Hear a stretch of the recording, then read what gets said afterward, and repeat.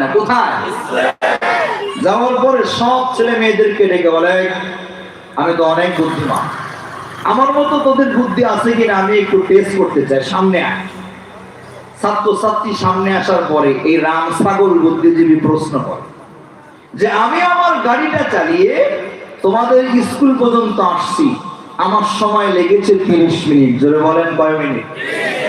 পারলে তোমরা বলো তো আমার বয়স কত? কি কোন, এটা কোনো প্রশ্ন হবে? এখন সামনের বেঞ্চের ব্রিলিয়ান্ট ছাত্রছাত্রী যারা, এরা যোগ বিয়োগ গুণ ভাগ লসাগু ঘষাগু সব করা শেষ, উত্তর দিতে পারে না। নাই তার দিবে কেন? এখন পিছন দিক থেকে একটা চালাক ছেলে দাঁড়িয়ে বলে, স্যার আমি আপনার প্রশ্নের জবাব জানি, আপনার বয়স আমি জানি। এই বুদ্ধিজীবী তখন বলে, কি ব্যাপার, এরা সব ব্রিলিয়ান্ট ব্রেডি ছাত্রছাত্রী, এরা পারলো না, তুই পিছন থেকে হাত জাগাইলি, বলতো আমার বয়স কত? বলে, স্যার আপনার বয়স হলো 50। বাস্তবেই এই বুদ্ধিজীবীর বয়স 50। এখন তো মিলাইলি কেন? তুই অঙ্কটা মিলালি কেমনে? আমার বয়স তো 85। বলে, স্যার অঙ্ক একেবারে সহজ, আমাদের বাড়িতে একটা হাফ পাগল আছে, এই হাফ পাগলটার বয়স হলো 25 বছর। আর আপনি যে প্রশ্ন করেছেন আমার ধারণা অনুযায়ী আপনি হলেন ভুল পাগল। তাইলে অঙ্ক একেবারে সহজ, আমাদের বাড়ির হাফ পাগলের বয়স 25 হলে আপনার মতো ফুল পাগলের বয়স 50 হবে। কথা ঠিক না?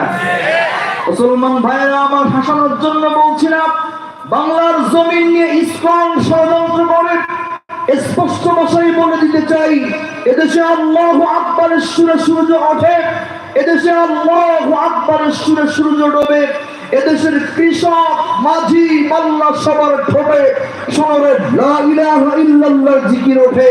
এই বাংলাদেশে আগেও ইসলাম ছিল, বর্তমানে ইসলাম আছে, কিয়ামত পর্যন্ত ইসলাম থাকবে। কোন নাস্তিক মুরতাদ যদি বাংলাদেশ থেকে ইসলাম দূর করতে চায় তারাই ধ্বংস হয়ে যাবে। চিল্লায় বলে ঠিক না?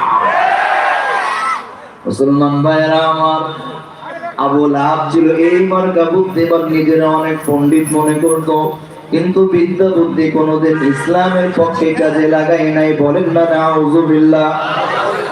কিতাবে এসেছে নবীজির চাচা আবু লাহাবকে আল্লাহ 3 নাম্বার যে বড় নিয়ামত দিয়েছিলেন তার নাম হলো সন্তান। বলেন না সুবহানাল্লাহ। আবার সবাই সুবহানাল্লাহ বলেন নাই, ভাবতেছেন সন্তান আবার কেমন নিয়ামত। আপনাদের কাছে আমার প্রশ্ন হলো, আল্লাহ যদি কাউকে সন্তান না চায়, সারাদিন যদি কোনো বাবার মাজারে গিয়ে সিজদা দেয়, কোন পীরের কাছে গিয়ে সন্তান চায়, আওয়াজ দিয়ে বলুন তো কোন পীর কোন বাবা কাউকে সন্তান দিতে পারে? সন্তান দেওয়ার একমাত্র মালিক আমার আল্লাহ। ধরে বলেন ঠিক না? এবার একটু প্রশ্ন করে জবাব দিবেন, এই যে পীর বা বাবা, এদের দাম বেশি না ইব্রাহিম নবীর দাম বেশি? কোন সন্দেহ আছে? ইব্রাহিম নবী আল্লাহর কাছে সন্তান চেয়েছে, রব্বি হাবিলি মিনাস সালিহিন, আল্লাহ তুমি আমাকে যার সন্তান দান করো। আল্লাহ বলেন, ফাবাশশারনাহু বিগুলামিন হালিম, তুমি আমার কাছে সন্তান চেয়েছো, আমি তোমাকে ইসমাঈলের মতো নেককার সন্তান দিয়ে দিলাম। এবার একটু আওয়াজ দিয়ে বলতে হবে, সন্তান দান করার মালিক কে? এবার চলে যাব মূল আলোচনা। খেয়াল করবেন, আল্লাহ নবী সাল্লাল্লাহু আলাইহি ওয়াসাল্লামের নবুয়ত পাওয়ার আগে, নবুয়ত পাওয়ার কথা বলেন, নবুয়ত পাওয়ার আগে নবীজির 2টি মেয়ে ছিল। একজনের নাম হলো রুকাইয়া, আরেকজনের নাম উম্মে কুলসুম। এই আবু লাহাবকে আল্লাহ 6টা সন্তান দিয়েছিল। আওয়াজ দিয়ে বলুন কয়টা?